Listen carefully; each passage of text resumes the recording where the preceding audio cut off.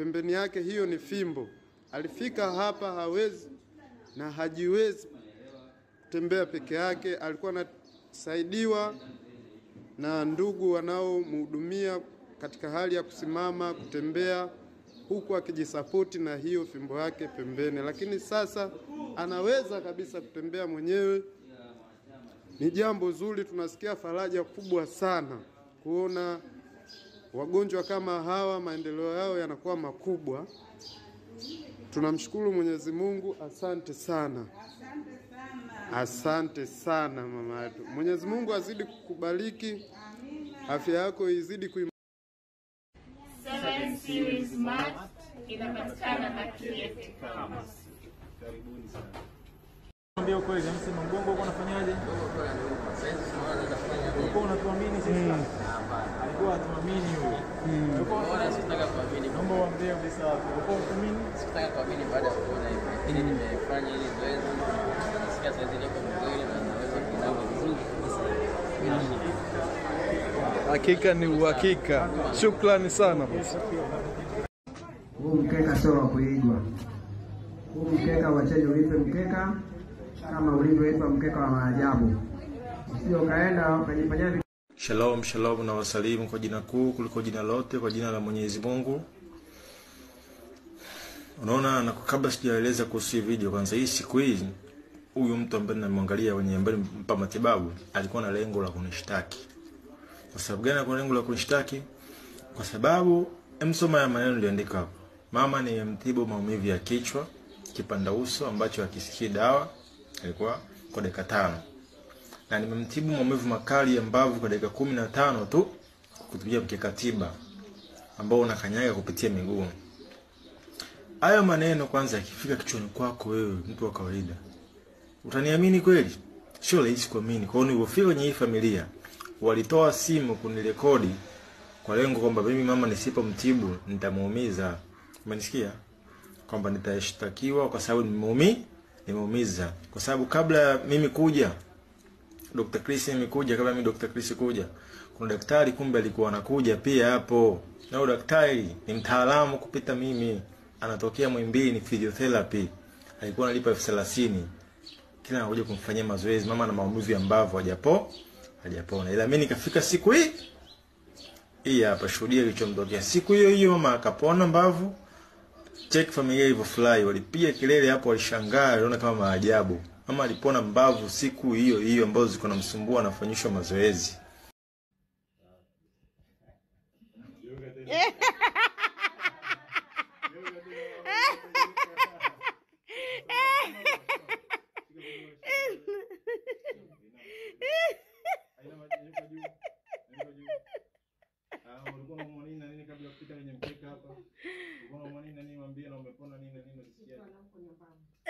Au skipa mutera.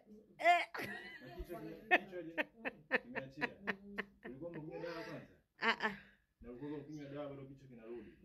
Sasa kichwa utakipata tena. Hichi ndio kitu ambacho kimefanya familia yetu.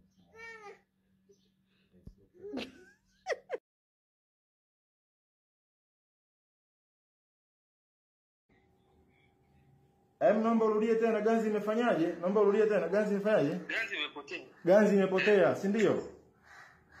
Ganzi imeisha. Kwa hiyo umepona ganzi hapo sasa hivi kama nilivyokuwa nakwambia. Kwa hiyo unanihisi mimi ni muongo. Kwa hiyo mimi ni muongo, unanihisi mara ya kwanza, si ndio? Umeona ndugu yangu? Wizara ya Afya ikunichagua mimi kuwa daktari wewe tiba mpya kuja kuwadanganya nyie. Hata mgongo inatibu, sio ganzi tu. Kichwa inatibu, mafua inatibu. Pressure inatibu mkeka. Sema tu hapa bado kwenye vidole viwili. Hichi lakini hata hivyo kimepungua.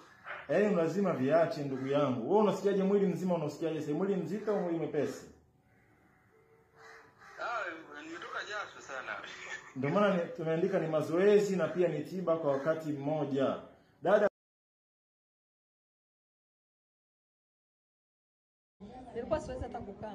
Kweli? Sasa hivi naendelea vizuri. Nimeanza jana tu na leo siku ya pili, lakini niko vizuri. Kanyaga mkeka? Pole sana. Na kanyaga vizuri, natembea vizuri sasa hivi na kanaweza kukaa. Kwa hiyo hii ni jasho kukanyaga mkeka? Hebu twende, ulikuwa unakanyagia wapi? Pole, unatokea sehemu gani? Madale. Pole. Unajua kuna watu hawaamini. Juzi ulikuwa huwezi kutembea ama? Yaani kukanyaga kwanza, yaani kwa kanisikilizie. Kukaa kwenye kitu ulikuwa huwezi. Ndo mnakanyagia hapa. Tena kama haelewi hao wanafanya hivi kabisa. Hao yanafanya hivi. Haumini tu. Unaumia lakini ndio hivyo mazoezi yenyewe. Umekanyaga dakika ngapi hapa? 43. Dakika 43. Nilianza saa 10 na dakika 53. Nimetoka hapo saa 11 na dakika 41. Jasho kweli kweli. Kwa hiyo unasema ulikuwa huwezi kukaa? Jamani pole. Namshukuru naweza kukaa sasa. Hongera sana. Van Pharmacy Kijitonyama Mabatini inapatikana mikeka tiba kutoka 7 Series. Karibuni wote. Mikeka tiba. Nilitibu zaidi ya watu 10 wamepona. Angalia ndugu yangu hapa, ni mmoja wa matibabu wetu. Amepata kujua kama hii inatibu mgongo kwa sababu nilipokuja hapa mgongo kona niuma, waliponiambia nifanye nijaribu. Jaribu na shangaa natoka kwa mgongo. Umeachia? Mungu akubariki kakaangu, Mungu akubariki sana. Hii ni reflexology au mkeka tiba wa Japani na China. Na unasema ulisikia na kitu moyoni pia? Mpiga moyo alichange. Nilipopiga kama dakika 5. Moyo nisikia ulibadilika kupiga. Mapigo moyo yakabadilika. Kama kuna kitu kikitokea mbeleni kina block kabisa hichi. Kama nilivyokueleza, wenzetu wa Japani na wa China wanatafuta njia za kurefusha maisha. Umeona? Kwa ndo maana ni tiba na ni kinga kwa wakati mmoja. Na hii mbona sijakimbia lakini jasho limefumuka sana, shida ni. Yaani hujakimbia lakini jasho limekutoka? Hilo jasho sio jasho tu, ni sumu. Njia ya kutoa sumu kwenye mwili kupitia jasho, pia choo na mkojo. Njia kutoa sumu kwenye mwili. Hapo imefanya detox.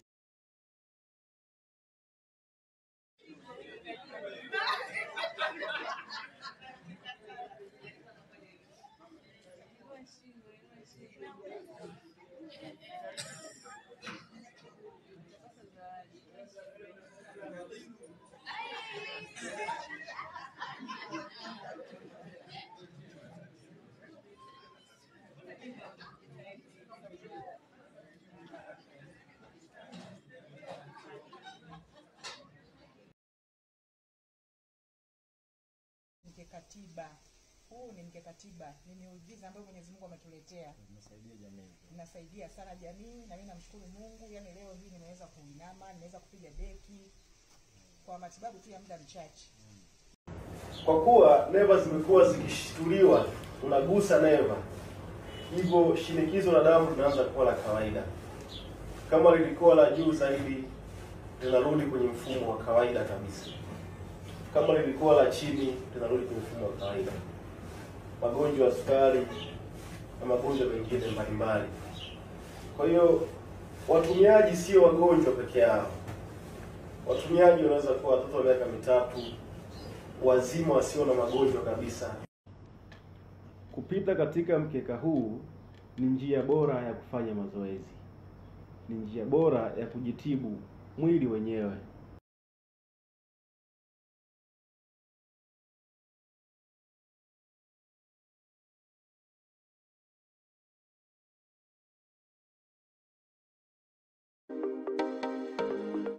So I'm holding up the chart, which is a little bit reflective.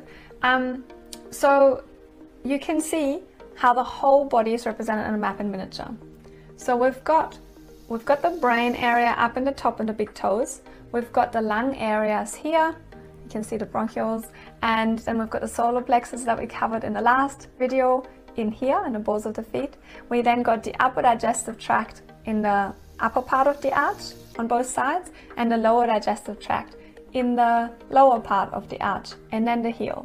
So overall, we've got the head area up here, shoulders, lung area, abdominal area, and the pelvis is in the heel. Because if you're having pain, particularly in your neck, your mid-back, your lower back, there are points that you can see on the chart that correlate to those specific areas. So you see the spine right here, the neck, mid-back, lower back, and the pelvis. If we take that same spine as you can see in the picture right here, that same spine goes along the medial or inside part of your foot. That's on both of them. The first vertebrae called... Just continue promoting on this and don't stop. Yes. Because even in our country, Philippines, they are all aware on this one. So maybe this is new from Tanzania. I'm sure one day you can get the benefits on this one, and they have to realize. Thank you. One day. Da, Mr. J, thank you so much. A Tanzanian will realize the truth, yes. Hello. Very true.